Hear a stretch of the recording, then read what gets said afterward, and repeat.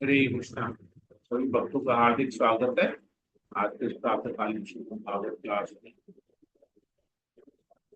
तो हमने पिछली बार पढ़ा था कि किस प्रकार ध्रुव महाराज वन में जाते हैं तपस्या करने के लिए, और वहां पर नारद मुनि उनसे मिलते हैं। नारद मुनि उन्हें एडवाइस देते हैं कि तुम तो अभी छोटे बालक हो, तो ये भगवान को जो प्रसन्न करने की ये तपस्या है, ये तुम्हारे बस की बात नहीं है। ये तुम्हारे खेलने कूदने की उम्र है। तुम जाओ वापस अपने घर, अपने महल, अपने पिता के पास, अपनी माता के पास। जब बड़े हो जाओगे तो भगवान की कृपा मिलेगी, तो फिर तुम आना और तपस्या करो और भगवान को प्रसन्न करो। तो ये चीज हम देखेंगे कि हमारे जीवन में भी ना इसका बहुत बड़ा एप्लीकेशन है। कैसे? हम लोग जब भक्ति में आते हैं ना, विशेषकर जब इस्कॉन के साथ जुड़ते हैं,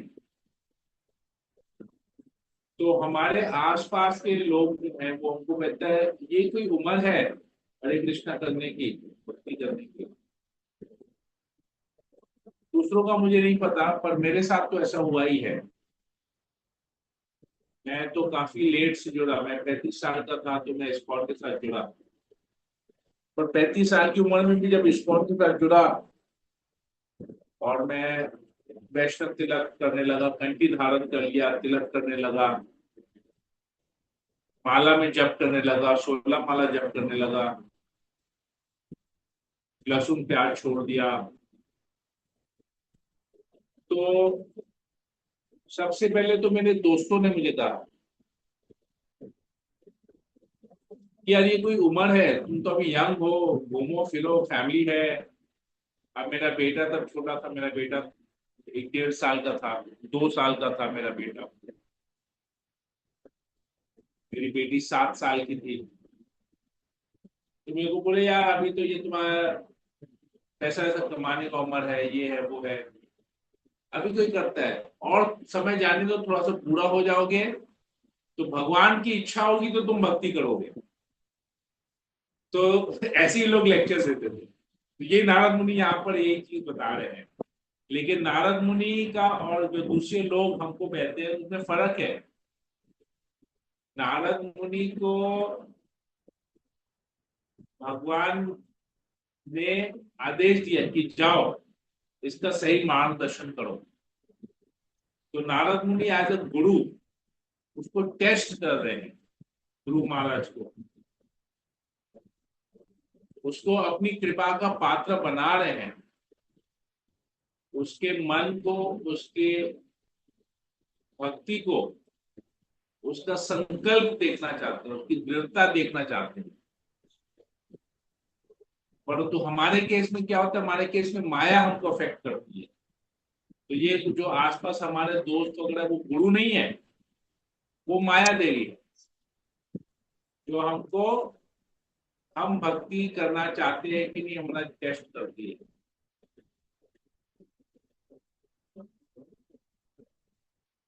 तो जैसे कि ऐसा हुआ तो मैंने, जैसे कि यहाँ पर हम देखेंगे ध्रुव महाराज बात नहीं सुनते हैं, उनको नारद मुनि कृपा करते हैं।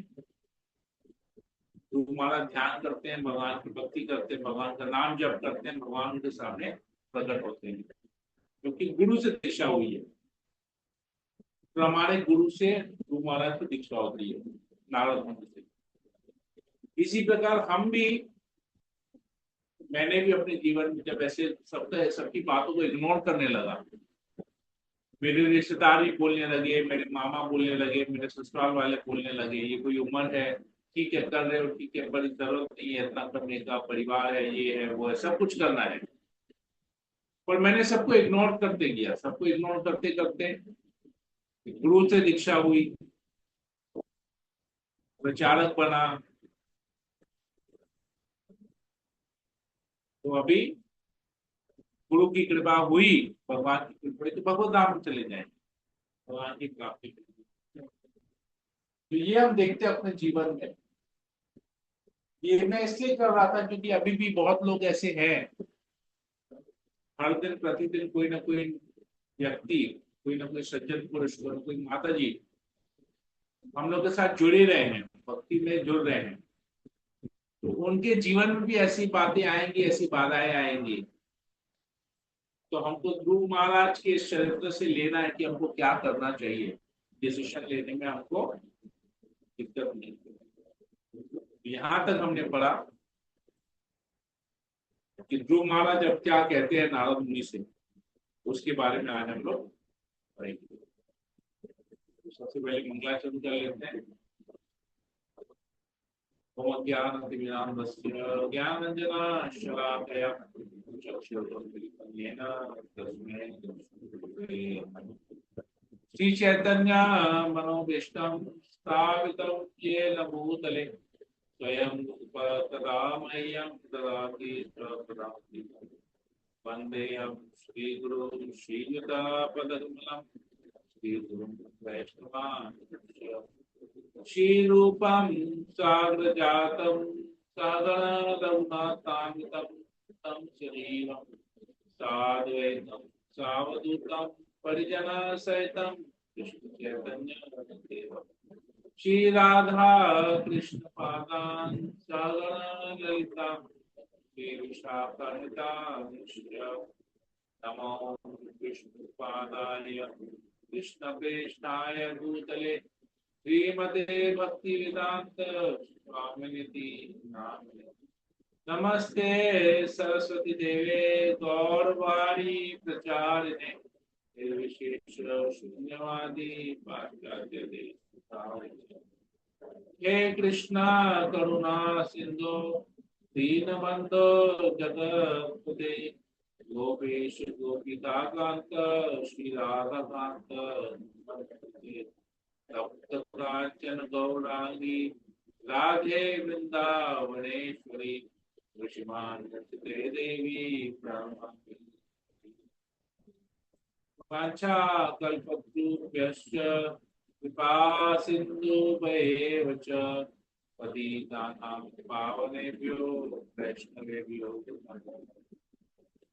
जय श्री कृष्ण चैतन्य प्रभु नित्यानंद श्री अद्वैत गदाधर श्रीवासादि गौर भक्तवृंद।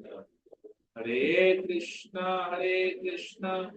कृष्ण कृष्ण हरे हरे हरे राम राम राम हरे हरे। मंगलाचरण की जय। ओम नमः भगवते वासुदेवाय। ओम नमः भगवते वासुदेवाय। ओम नमो भगवते वासुदेवाय। श्रीमद्भागवतम चतुर्थ अध्याय 8 श्लोक नंबर 36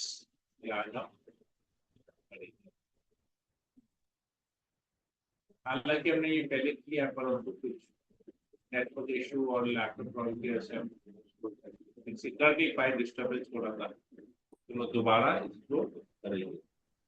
तो ध्रुव महाराज नारद मुनि से कहते हैं, हे भगवान, मैं आपके आदेशों को न मानने की दृष्टता कर रहा हूं, किंतु यह मेरा दोष नहीं है।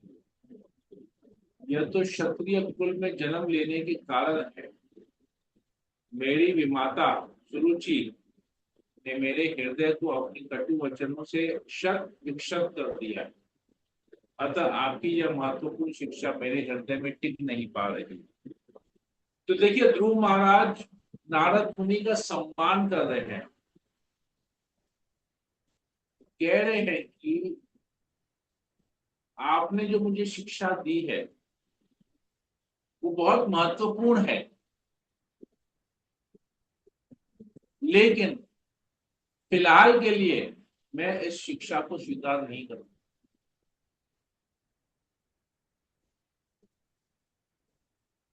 क्यों नहीं स्वीकार कर सकता? मैं क्षत्रिय हूं, हम देखते हैं गुणों के अनुसार जो चार वर्ण हैं, ब्राह्मण, क्षत्रिय, वैश्य और शूद्र। तो ब्राह्मण हमेशा सत्वगुण में रहते हैं, क्षत्रिय में सत्वगुण और रजोगुण का मिश्रण होता है, वैश्य में रजोगुण होता है या रजोगुण और तमोगुण का मिश्रण होता है, और शूद्र पूरे तमोगुण में रहते हैं। तो जो फर्स्ट क्लास है ब्राह्मण वो हमेशा सतोगुण में रहते हैं, जो लोअर क्लास है शूद्र वो तमोगुण में रहते हैं। तो जो सेकंड में है वो सतो और रजो का कॉम्बिनेशन, और थर्ड में जो वैश्य है वो रजो और तमो का कॉम्बिनेशन रहता है। तो क्षत्रिय यहाँ पर, अब परीक्षित महाराज कह रहे हैं आप ब्राह्मण, आप सतोगुण के हैं। समझ हम इस प्रकार से समझ रहे हैं, आप गुरुदेव हैं, आप सतोगुण के हैं, आप मुनि हैं, आप सतोगुण के हैं। परंतु मैं क्षत्रिय हूं, मेरे में सतो और रजो दोनों का मिश्रण है। मैं सतोगुण दिखा रहा हूं आपकी इज्जत करके, आपका सम्मान करके, कि आप बहुत महत्वपूर्ण शिक्षा दे रहे हैं। लेकिन अभी मैं रजोगुण में हूं। क्यों? क्योंकि मेरी माता ने, मेरी सौतेली माता ने, सुरुचि ने मुझे बहुत कटु वचन कहे, तो और मैं अभी क्रोध में हूं। तो हम गीता में पढ़ते हैं काम एष क्रोध एष रजो गुण समुद्भव। ये जो क्रोध है वो रजोगुण से उत्पन्न होता है। यहाँ पर हम देख रहे हैं ध्रुव महाराज क्षत्रिय कह रहे, मैं क्षत्रिय हूं तो मुझ में रजोगुण है, तो इसीलिए मैं क्रोधित हूं अभी। और क्रोधित हूं इसलिए आपकी शिक्षा मुझे नहीं समझ में आएगी। ये मेरा क्षत्रिय गुण है जो अभी बाहर निकल रहा है। ये चीज यहाँ पर बता रहे हैं।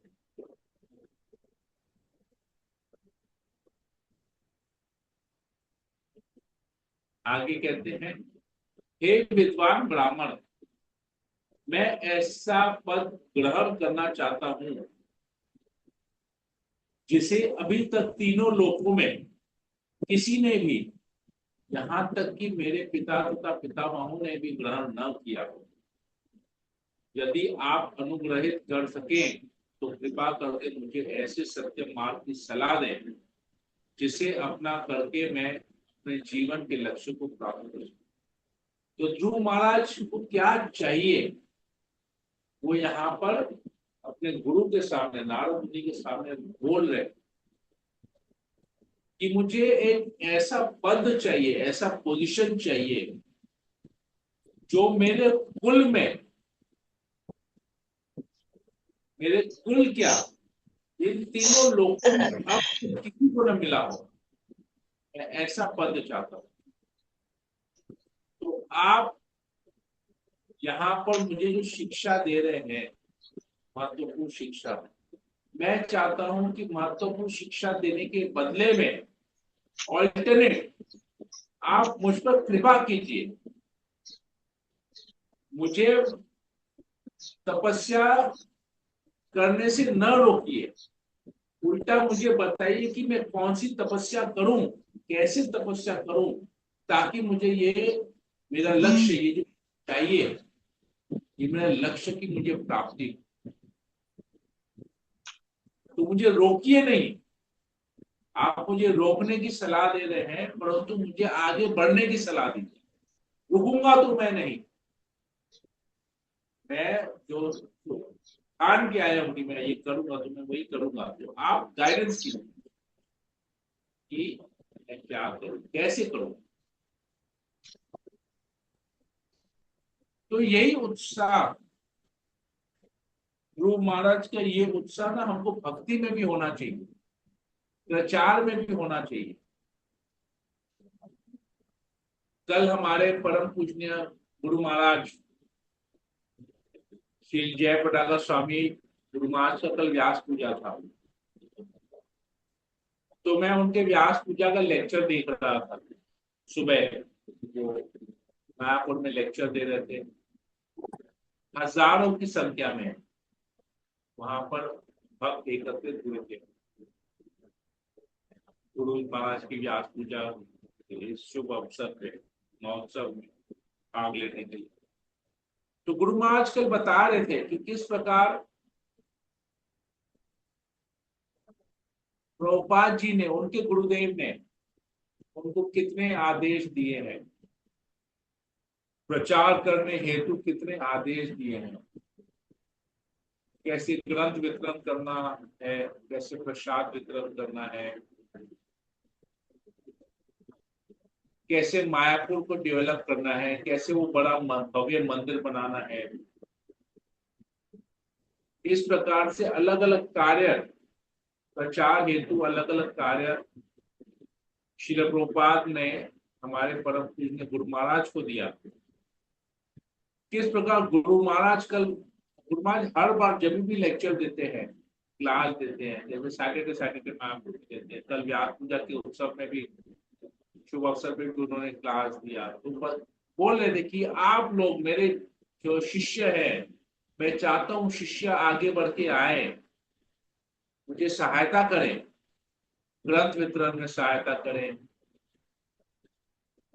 जो जिसकी योग्यता है, जो जिसकी क्षमता है, वो उस योग्यता अनुसार, क्षमता अनुसार आके मेरी प्रचार में सहायता करें।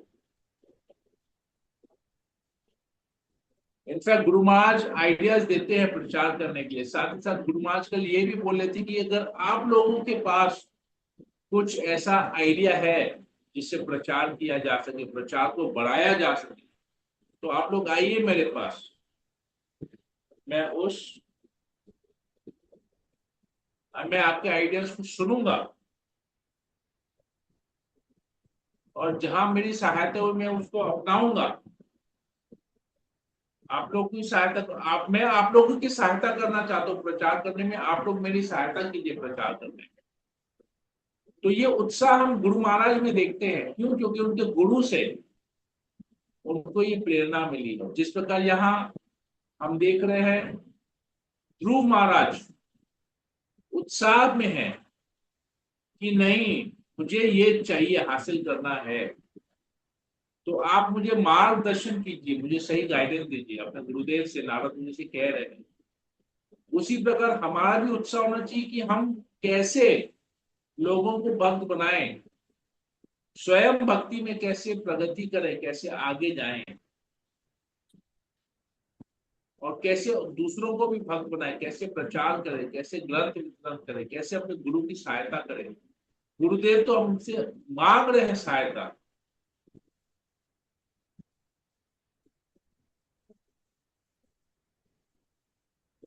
तो ध्रुव महाराज ने गाइडेंस लिया, मांगे, सामने से गाइडेंस मांग रहे हैं, उत्साह दिखा रहे हैं, तो नारद मुनि वैसे गाइड करेंगे। तो हमको भी वो उत्साह दिखाना चाहिए प्रचार में, कि प्रचार कैसे करें, हमको गाइड कीजिए, अपने शिक्षा गुरु से, अपने दीक्षा गुरु से गाइडेंस लेना चाहिए कि हम प्रचार कैसे आगे बढ़ाएं। प्रचार आगे बढ़ाएंगे तो इससे भगवान, गुरुदेव भी खुश होंगे, गुरुदेव खुश होंगे तो भगवान भी खुश होंगे। हम लोग मंगल आरती में, मंगल आरती जब करते हैं तो अंतिम वर्ष जो है आठवार्षिक मंगल आरती का, गुरु अष्टकम का, यस्य प्रसादात भगवत प्रसादो, यस्य प्रसादात न गति कुतो, दयन शुभम तस्य वंदे गुरुश्री चरणामृतम्। तो गुरुदेव की को खुश करेंगे तो भगवान भी उससे खुश होंगे। गुरुदेव को खुश नहीं कर पाए तो भगवान भी खुशी नहीं। गुरुदेव को खुश करना हमारा जीवन का परम कर्तव्य होगा। ये हम ध्रुव महाराज के देखिए, 2 श्लोक में हमने 2 एप्लीकेशन, पर्सनल एप्लीकेशन के बारे में हमने यहाँ पर समझा। आगे सब है, हे भगवान, आप ब्रह्मा के सुयोग्य पुत्र हैं और आप अपनी वीणा बजाते हुए समस्त विश्व के कल्याण हेतु विचरण करते रहते हैं। आप सूर्य के समान हैं जो समस्त जीवों के लाभ के लिए ब्रह्मांड भर में चक्कर काटता रहता है। तो भगवान के जो भक्त होते हैं, जो शुद्ध भक्त होते हैं, उनमें भगवान का एक गुण होता है। भगवान करुणा सिंधु है। वो कहते हैं ना, हे कृष्ण करुणा सिंधु दीन बंधु जगत पते। तो आप करुणा के सागर हैं, भगवान करुणा के सागर है। जो दीन है उनके बंधु हैं। तो भगवान के जो शुद्ध भक्त होते हैं, उनमें भी यही गुण होते हैं, वो भी करुणा के सागर होते हैं। वैष्णव हैं, कृपा करते हैं, हम जैसे पतितों के ऊपर कृपा करते हैं। तो जिस प्रकार नारद मुनि पूरे विश्व में भ्रमण करके सब पर कृपा करते हैं, सबके कल्याण को लेकर हमेशा चिंतित रहते हैं कि लोगों का कल्याण कैसे होगा। तो हर जब कोई भक्त मुसीबत में, तो नारद मुनि जाके उसकी सहायता करते हैं, उसे मार्गदर्शन देते हैं। इसी प्रकार प्रभुपाद जी के चरित्र में भी हम देखते हैं, प्रभुपाद के जीवनी में वो भी कैसे विश्व भर में उन्होंने विचरण किया। लाखों की संख्या में जो पतित थे, जो दीन थे, उनका उद्धार किया, उनके ऊपर कृपा की, उनको कृष्ण भावना भावित बनाया।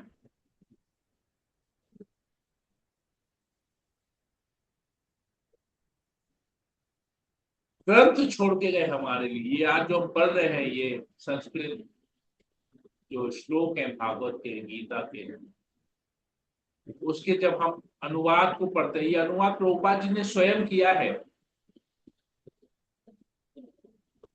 तो ये प्रभुपाद की कृपा है। जिस प्रकार नारद मुनि कृपा कर रहे हैं सबके ऊपर, तो प्रभुपाद भी कृपा कर रहे हैं, हमारे गुरुदेव हमारे ऊपर कृपा कर रहे हैं। तो यहाँ पर ध्रुव महाराज कृपा मांग रहे हैं कि आप मेरे ऊपर कृपा कीजिए, आप तो कृपालु हैं, आप तो सबका कल्याण करते हैं। इसी प्रकार गुरुदेव भी हमारा कल्याण चाहते हैं, विश्व का कल्याण चाहते हैं। तो हम कृपा लेने के लिए क्यों लालायत नहीं है गुरुदेव की कृपा लेने।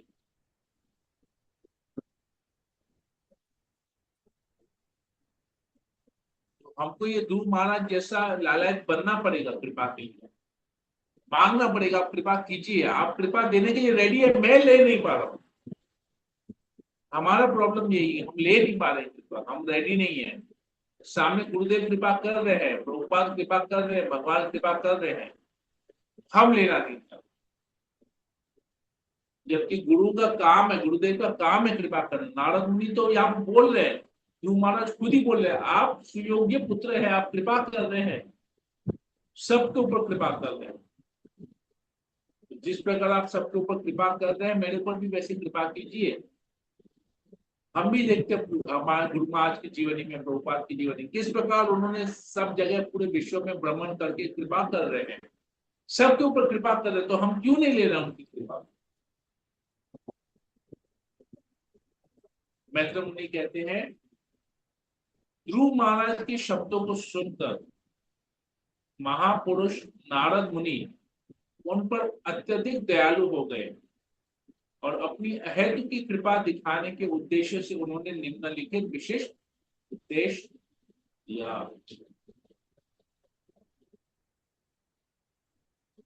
तो नारद मुनि यहाँ पर अत्यधिक दयालु, एक होता दयालु, एक होता अधिक दयालु, और एक होते अत्यधिक दयालु। देख रहे हैं क्या लेवल है। दयालु, अधिक दयालु, अत्यधिक दयालु। तो अत्यधिक दयालु क्यों हो गए यहाँ पर? क्योंकि ध्रुव महाराज सामने से कृपा मांग रहे हैं।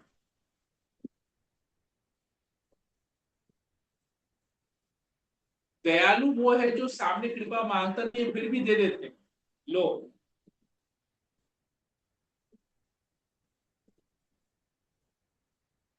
अधिक दयालु कौन? अधिक दयालु, नारद मुनि अधिक दयालु किसके ऊपर होते हैं? जो नारद मुनि से कृपा मांग रहे हैं। और अत्यधिक दयालु कौन? जो उत्साह दिखा रहे हैं।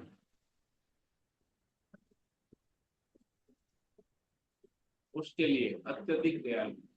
तो उत्साह, हमारे उत्साह, हम कितने उत्साह, हम अपना भक्ति में जीवन में हम जो साधना कर रहे हैं, हम तो अभी भक्त नहीं है, हम तो साधक है। हम लोग साधना भक्ति कर रहे हैं, हमारे में भक्ति नेचुरल नहीं है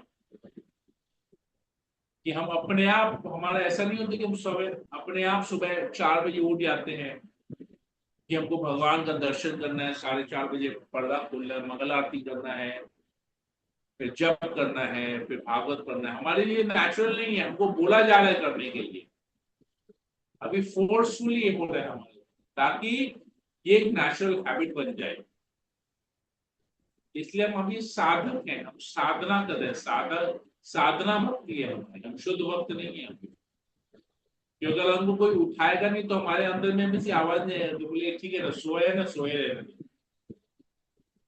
सुबह उठने में दिक्कत होता है, जप करने में दिक्कत होता है। क्यों? क्योंकि अभी हम शुद्ध भक्त नहीं है, साधना भक्ति कर रहे हैं, हम साधक हैं।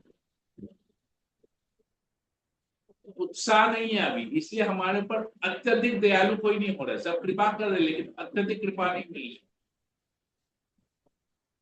जब उत्साह दिखाएंगे अपनी साधना में, तभी हमको स्पेशल कृपा मिलेगी। गुरुदेव की स्पेशल कृपा मिलेगी, भगवान की स्पेशल कृपा मिलेगी। तो अत्यधिक मतलब वेरी स्पेशल कृपा। अभी तो कृपा है हमारे पर, तभी तो ज्यादा मगजमारी नहीं करना पड़ रहा है। सूर्य भी टाइम पे चल रहे हैं, चंद्रमा भी टाइम पे हो रहा है, दिन रात सब कुछ हो रहा है, हम खा पी रहे हैं, फाइनेंशियली कोई प्रॉब्लम नहीं है, फैमिली लेके ज्यादा प्रॉब्लम नहीं है, अच्छे परिवार में अच्छे कुल में सबका जन्म हुआ है। तो कृपा तो ऑलरेडी है भगवान की। अधिक कृपा भी चाहिए, अधिक कृपा भी मिल रही है। क्यों? क्योंकि जब कर पा रहे हैं, लेकिन अत्यधिक कृपा भी नहीं मिली है। अत्यधिक कृपा मिलेगी तो शुद्ध भक्त बन जाएंगे। तो अत्यधिक कृपा के लिए, शुद्ध भक्त बनने के लिए हमको उत्साह दिखाना पड़ेगा, तो वो उत्साह भी है नहीं हमें। उत्साह से हम वंचित हैं अभी। उत्साह लेना, उत्साहित नहीं है। जैसे किसी के घर में शादी होता है, कितना उत्साह दिखाता है भाई, बारात निकालने में उत्साह दिखाता है, शॉपिंग करने में उत्साह दिखाता है, इवेंट करने में उत्साह दिखाता है, नाचने गाने में उत्साह, कितना उत्साह होता है उस समय। मंडप में फेरों के बीच में बैठने का उत्साह होता है, डांस करने का, स्टेज पे चढ़ के डांस करने का उत्साह होता है, बैंड के साथ, बैंड बाजा बारात के साथ डांस करने का उत्साह होता है, कितना उत्साह होता है। वही उत्साह हम भक्ति में दिखाते हैं? नहीं दिखाते। वैसा उत्साह जो भौतिक जीवन को भोग करने में जो उत्साह हम दिखाते हैं, वही उत्साह, उसी लेवल का, उससे ज्यादा उत्साह तो हमको भक्ति में दिखाना चाहिए। क्योंकि भौतिक लेवल पे जो भी कार्य कर रहे सब जीरो हो जाएगा, लेकिन आध्यात्मिक स्तर पे किया हुआ कार्य हमको हेल्प करेगा, आगे बढ़ाएगा। तो अब क्या दया करते हैं, अत्यधिक क्या कृपा करते हैं नारद मुनि गुरु महाराज के ऊपर, इसके इस विषय में हम कल पढ़ेंगे। हरे कृष्ण। तो यहीं पर ही रखते हैं। कोई प्रश्न हो पूछ सकते हैं।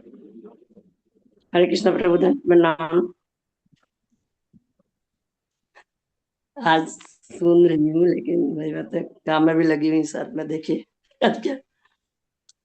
बोलिए माता जी, हरे कृष्ण। हाँ प्रभु, हाँ प्रभु, सब कोई बहुत उत्साहित है। आपका लेक्चर बहुत अच्छा होता है, चारों तरफ से फीडबैक अच्छा अच्छा मिलता है और मेरे को खुशी हो जाता है। मैं भी सुनती हूँ, पर बस चलते फिरते कि रसोई में काम करते करते सुनती हूँ। मैं अटेंड नहीं कर पाती रोज रोज, तो आज मैं अटेंड कर पाई, मेरा सौभाग्य है।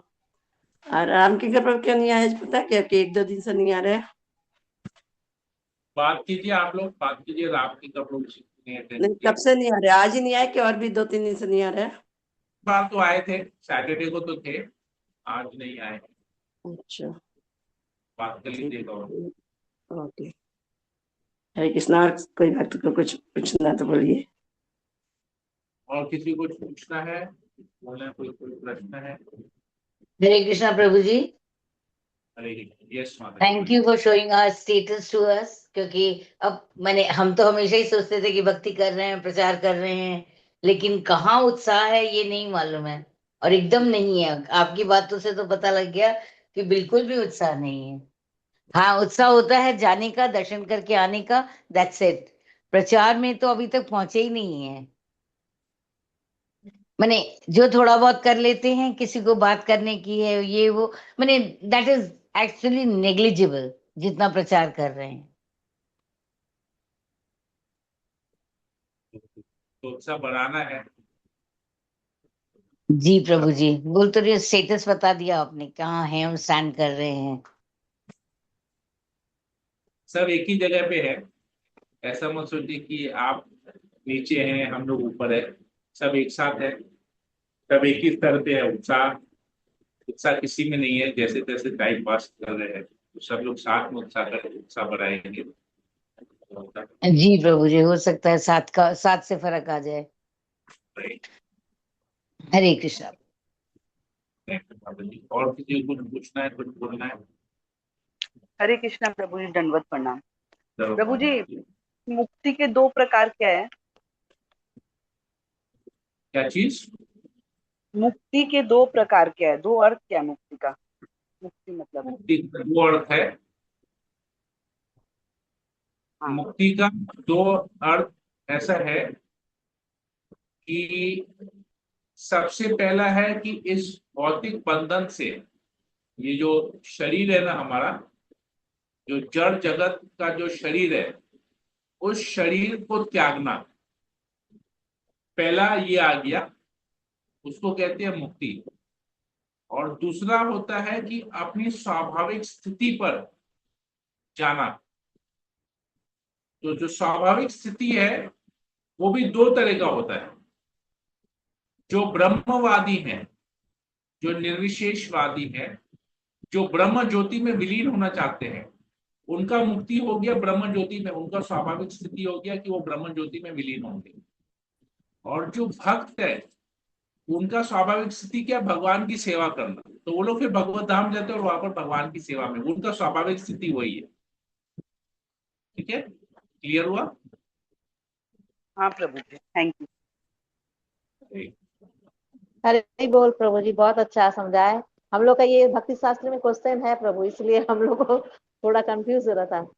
तभी आप लोग ये क्वेश्चन पूछे थे। मैं मुक्ति का बात अचानक कहाँ से आ गया कि ये ये भक्ति क्वेश्चन थोड़ी शास्त्र अटक रही थी।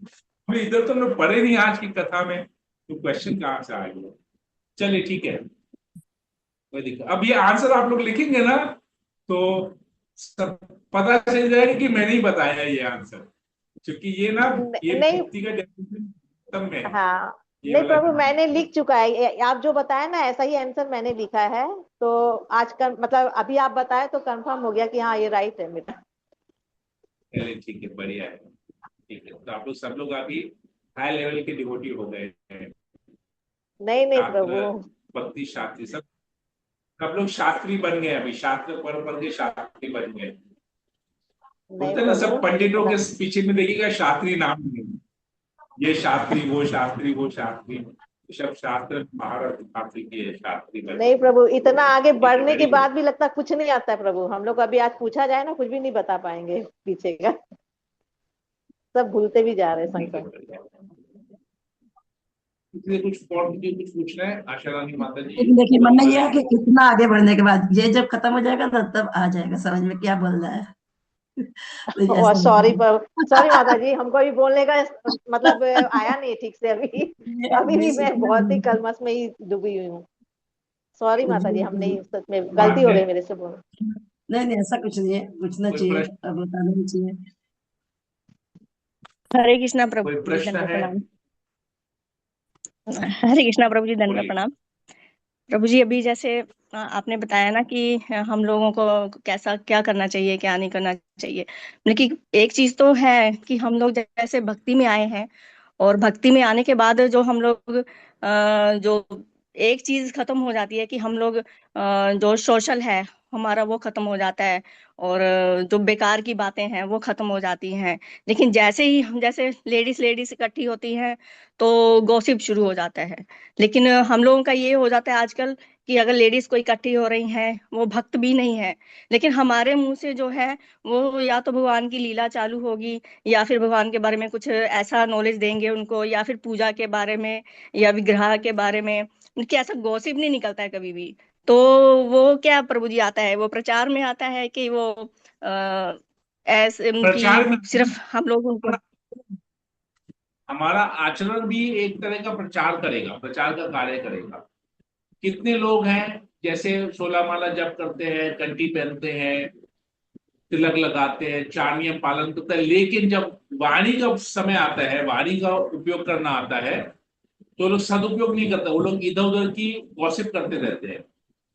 तो वो फिर उसको उनको देख के लोग क्या बोलेंगे, बोला यार 16 माला जप कर रहे हैं, तिलक लगा लिया है वैष्णव का, लेकिन ये देखो इधर उधर की बातें कर रहे हैं। तो वो अप्रचार हो गया, वो प्रचार में हेल्प नहीं किया, गड़बड़ हो गया। तो हमारा आचरण भी जो है ना वो भी प्रचार का कार्य करता है। हमारा आचरण सही तरीके से, सही आचरण रखेंगे तो प्रचार भी सही होगा, तो लोग हमको देख के सुनेंगे। जी प्रभु जी। क्योंकि मैंने कई बार नोटिस किया है कि जैसे बेटी है वो कभी फिजियोथेरेपी भी कराती है, फिजियोथेरेपी कराते कराते कराते वो जो भागवतम में पढ़ के जाती है, वो भागवतम में ना उसकी स्टोरी चालू हो जाती है, चलते चलते चलते वो एकादशी का फिर वर्णन शुरू कर देगी, फिर एकादशी की जो कथा पढ़ी है वो भी सुनाना शुरू कर देगी। उसके बोलने से मतलब कि उनके जो सेंटर है जो उनका जो सेंटर है उसमें जो लोग हैं वो एकादशी का व्रत स्टार्ट कर दिए। तो मतलब कि कितना प्रभाव पड़ता है इस चीजों का, वो भी मैंने मतलब कि कितना देखा है।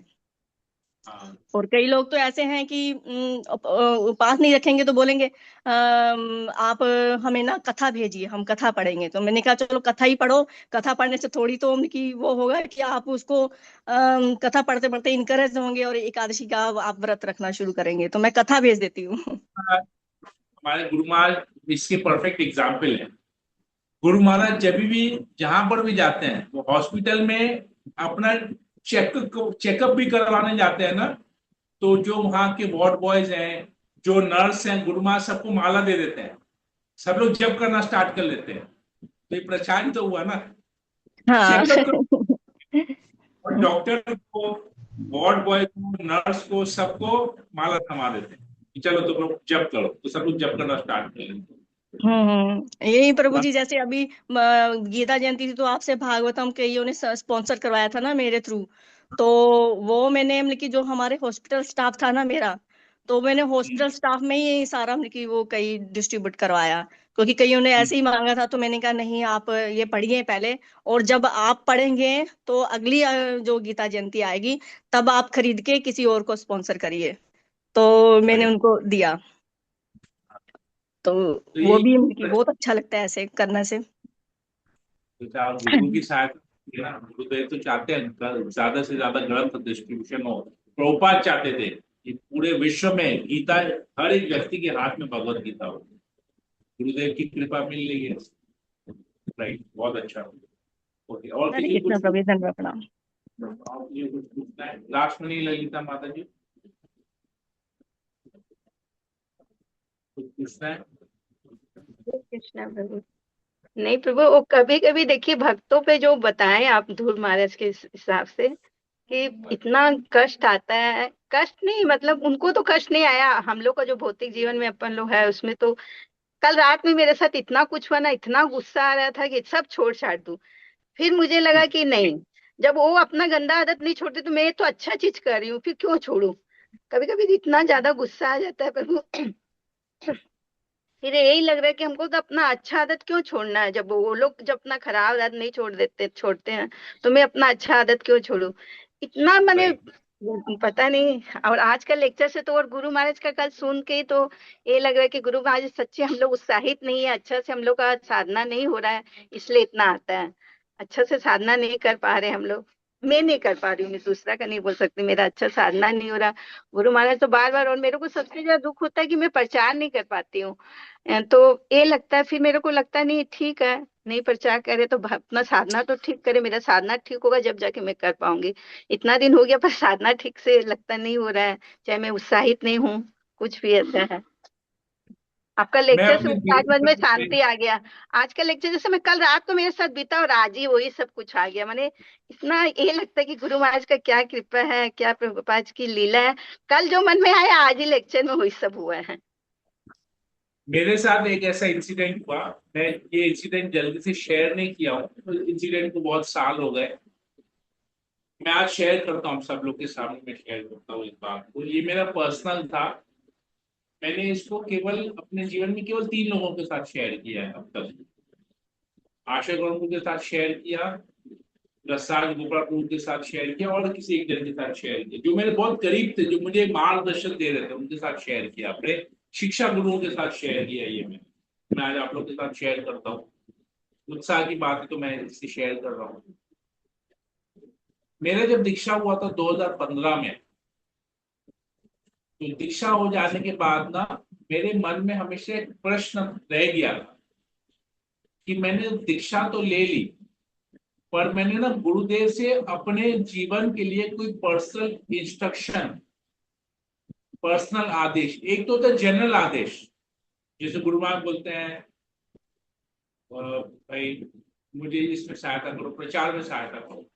और एक होता है पर्सनल। पर्सनल मतलब उस व्यक्ति की क्या क्षमता है जो गुरुदेव उससे पर्सनली चाहते कि तुम पर्सनली इस लेवल पे मेरे लिए करो कुछ काम। एक वो होता है पर्सनल इंस्ट्रक्शन। तो अभी हमने दीक्षा तो ले ली। दीक्षा मतलब क्या हुआ, हमने अभी गुरुदेव को अपना पिता, स्पिरिचुअल फादर बना दिया गुरुदेव को, हमारे आध्यात्मिक पिता। एक तो भौतिक जगत के पिता हो गए जिनसे हमारा जन्म होता है, और दीक्षा में गुरुदेव हमारे आध्यात्मिक पिता बन जाते हैं।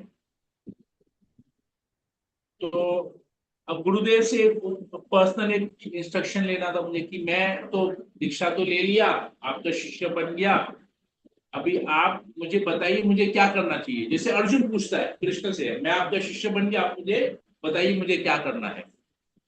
पर्सनल इंस्ट्रक्शन अर्जुन नहीं लिया। वैसे ही हम लोग गुरुदेव से पर्सनल इंस्ट्रक्शन लेना चाहिए, सबको लेना चाहिए। जिस जिसकी दीक्षा हुई है उसको गुरुदेव से अपने जीवन के लिए पर्सनल इंस्ट्रक्शन लेना चाहिए। 16 माला जप करना, 4 नियम पालन करना जनरल इंस्ट्रक्शन है सबके लिए, एक पर्सनल होता है।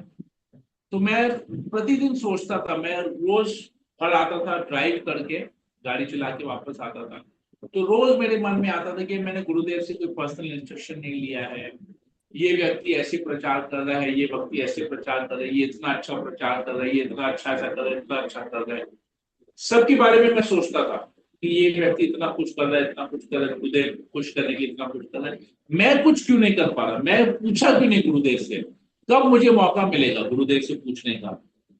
तो ऐसे मतलब 3-4 महीने ऐसे हो गए। प्रतिदिन शाम को जब रात को घर आता था शॉप से ड्राइव करके, प्रतिदिन मुझे यही ख्याल आता था ड्राइव करते वक्त, मैं क्यों नहीं पूछा क्या करूं क्या करूं क्या करूं। बहुत मतलब मैं थोड़ा सा मेरा मन विचलित हो गया था। तो एक रात ना मैं जब सोया तो मेरे स्वप्न में, और उस समय मैं प्रभुपाद लीलामृत पढ़ रहा था, प्रभुपाद लीलामृत पढ़ रहा था, और ये भी सोच रहा था कि प्रभुपाद लीलामृत में आ रहा था कि कैसे प्रभुपाद के शिष्य प्रभुपाद की हर इच्छा को पूरी करने के लिए हमेशा उत्साहित रहते थे। तो वो भी मुझे अफेक्ट कर रहा था। मतलब प्रभुपाद के शिष्य इतने महान, हम लोग गुरु, हम लोग दीक्षा लेके कौन सा वो है तीर मार लिए, हम तो कुछ किए ही नहीं, उल्टा गुरु की कृपा मिली है, हम लोग उस कृपा को ले नहीं पा रहे। मैं अपने ये इतना सोचता था। तो एक रात को मैंने स्वप्न देखा। स्वप्न में क्या देखा कि मैं लोटस बिल्डिंग के छत पे हूँ, जहां पर गुरुदेव जहाँ रहते हैं, छत पे। और मैं गुरुदेव का दर्शन करने गया तो वहां पर ना गुरुदेव, अब भीड़ लगी हुई थी, सब भक्त लोग ना गुरुदेव को घेर के रखे थे। और मैं बोले यार इतने लोग भीड़ में है, मैं अब इनको हटा के मैं जाऊं सामने, ये मेरा स्वप्न चल रहा है। हाँ, कि मैं सबको हटा के जाऊं सामने, गुरुदेव को बोलूं कि मुझे इंस्ट्रक्शन दो। तो छोड़ो, इनको लगता है ज्यादा जरूरत है कृपा की गुरुदेव की, तो इनको रहने देते हैं, मैं पीछे ही खड़ा रहता हूँ। अगर गुरुदेव कृपा करना चाहेंगे तो फिर मैं सामने आ जाऊंगा, दिक्कत नहीं, पर फिलहाल इनको लेने दो कृपा। मैं जाऊं, मैं ठीक हूँ, मुझे तो गुरुदेव की कृपा मिली है, चलेगा। आज नहीं पूछा तो नेक्स्ट टाइम कभी पूछ लूंगा। ये मन में सोच रहा था, सामने भीड़ देख रहा था, अचानक वो भीड़ साइड हो गई। और गुरु महाराज का मैंने स्ट्रोक के पहले, जैसे गुरु महाराज को मैंने कभी गुरु महाराज को स्ट्रोक के पहले देखा नहीं, क्योंकि गुरु महाराज का स्ट्रोक हुआ 2008 में। मैंने मैंने गुरु महाराज का आश्रय लिया 2011 में, मतलब इस्कॉन में जुलाई में 2011 में गुरु महाराज का आश्रय लिया। तो मैंने कभी गुरु महाराज के प्री स्ट्रोक वाले बॉडी को नहीं देखा था। और 2015 में दीक्षा हुआ, तभी मैंने गुरुदेव का पहले वाला बॉडी देखा, प्री स्ट्रोक वाला बॉडी। तो गुरु महाराज मेरे को देखे और मुझे बोले कम हियर, इधर आओ। मैं बोला गुरु महाराज मुझे बुला रहे हैं, तो मैं तुरंत गया गुरु महाराज के सामने, मैं बैठ गया, गुरु महाराज के चरणों को स्पर्श किया और गुरु महाराज के सामने बैठ, बोला यस गुरु महाराज। तो गुरु महाराज बोले you want to ask me something, तुम मुझसे कुछ पूछना चाहते हो? तो मैं बोला नहीं गुरु महाराज। बोले नहीं, तुम्हारे मन में कुछ है, तुम मुझसे पूछो, ask, there is something in your mind, ask me. मैं मतलब ये कन्वर्सेशन मेरा गुरु महाराज से इंग्लिश में हो रहा था, मैं आप लोगों को हिंदी इंग्लिश दोनों बता रहा हूँ। तो मैं बोला गुरु महाराज मैं ना प्रचार करना चाहता हूँ, मैं बहुत भक्तों को देखा हूँ आपके लिए, इतना प्रचार वो लोग करते हैं, मैं कुछ नहीं कर पा रहा आपके लिए, तो मैं क्या करूं? तो गुरु महाराज मेरे को बोले which part of the world, India नहीं, कलकत्ता नहीं, बंगाल नहीं, which part of the world do you want to go and preach, मतलब आप इस दुनिया के किस कोने में जाके, किस कंट्री में, किस शहर में जाके प्रचार करना चाहते हो, तो बताओ। अमेरिका जाना चाहते हो, लंदन जाना चाहते हो, बताओ, मैं तुम्हें भेजता हूं वहां पर प्रचार के लिए। अब मैं शॉक हो गया, मैं मन ही मन में सोचने लगा, अरे बाबा ये तो गुरु महाराज अमेरिका भेज देंगे, लंदन भेज देंगे, तो मेरे पीछे परिवार का क्या होगा, कौन देखेगा इनको? परिवार को तो लेके जा नहीं सकूंगा, अकेले जाना पड़ेगा प्रचार करने के लिए, तो पीछे परिवार का वाइफ है, बच्चे हैं, उनका क्या होगा? बच्चे भी छोटे छोटे हैं, क्या होगा? बेटा 5 साल 6 साल का बेटा है, 12 साल की 11 साल की बेटी है, उनको कैसे पाल पोस के कैसे बड़े होंगे? तो मैं चुप हो गया, जवाब ही नहीं दे पाया। तो गुरु महाराज बोले व्हाट हैपेंड? बोला nothing Guru Maharaj, I can not go. बोला आई नो। गुरु महाराज बोलते मुझे पता है कि तुम नहीं जा सकोगे, तुम जो कर रहे हो, तुम में जो करने की क्षमता है तुम वही करो, दूसरे क्या कर रहे हैं वो मत देखो। गुरु महाराज मेरे को बोले दूसरे कैसे प्रचार कर रहे हैं वो मत देखो, तुम में जो करने की क्षमता है तुम वही करो, उसी से मैं खुश हो जाऊंगा, वही मेरे लिए तुम्हारी सेवा रहेगी। तो जो तुम करने में सक्षम हो तुम वही करो। तभी मैं उस समय भक्ति वृक्ष में सेवा करता था, प्रभु का सेवा करता था, वीडियोज बनाता था, रिकॉर्डिंग करता था, तो जो मेरे कैपेसिटी था मैं वो और अच्छी तरह से उसको करने लगा। तो यही चीज है, कहने का मतलब ये तो मेरे लिए वो पर्सनल इंस्ट्रक्शन हो गया गुरु महाराज ने। और स्वप्न से फिर मैं जब स्वप्न से उठ गया, सुबह जल्दी उठ गया, स्वप्न मतलब उठ गया, ये इंस्ट्रक्शन मिला, मेरा आंख खुल गया। फिर उसी दिन में मतलब 1-2-3 दिन बाद ही मैंने प्रभुपाद लीलामृत में पढ़ा। अब मैं कंफ्यूज था कि ये स्वप्न था कि एक्चुअली में मैंने गुरु महाराज का दर्शन किया। तो मेरे लिए मुझे ये भी कंफ्यूजन हो रहा था कि ये वाकई में स्वप्न में, मतलब इस स्वप्न को स्वप्न में ही ले लूं या स्वप्न को वास्तविक रूप में अपने जीवन में अपनाऊं, क्या करूं? ये स्वप्न स्वप्न ही है, स्वप्न सत्य है, ये कंफ्यूजन था। तो फिर 2-3 दिन में मैं जब प्रभुपाद लीलामृत पढ़ रहा था तो प्रभुपाद लीलामृत में आया कि प्रभुपाद के शिष्य ने प्रभुपाद से पूछा कि प्रभुपाद मैंने ना कल आपको स्वप्न में देखा, आप मुझे स्वप्न में ये इंस्ट्रक्शन दे रहे थे, तो क्या ये सत्य है या मेरे साथ भी भ्रम है ये। तो प्रभुपाद उसको बोलते हैं अपने शिष्य को कि अगर तुमने अपने गुरुदेव को स्वप्न में देखा तो वो सच है, और स्वप्न में भी जो गुरु ने आदेश दिया वो वास्तविक रूप में ही उसका आदेश है। उसको स्वप्न के रूप में मत लो, उसको सही आदेश के रूप में लो। देखिए कैसे मेरा पूरा कंफ्यूजन दूर हो गया अपने आप, 2-3 दिन के अंदर ही कंफ्यूजन दूर हो गया। तो उसकी बात आप लोग तो सब जानते हैं कि मैंने कैसे सेवा किया, क्या किया, जो भी किया आज तक कर रहा हूँ, तो गुरुदेव की इंस्ट्रक्शन है ना, तो उत्साह है तभी तो ऐसा हुआ। तो ये मेरे जीवन का ये पर्सनल रियलाइजेशन है जो मैं शेयर किया। हरि बोल प्रभु जी। प्रभु बहुत कुछ आपके सीखने आध्यात्मिक को मिलता है प्रभु जी। हरि बोल। हरि बोल प्रभु जी। आपका दीक्षा हो चुका था क्या? हाँ आपका दीक्षा हो चुका था क्या? भक्ति शास्त्री जब हम लोग का चालू था तब?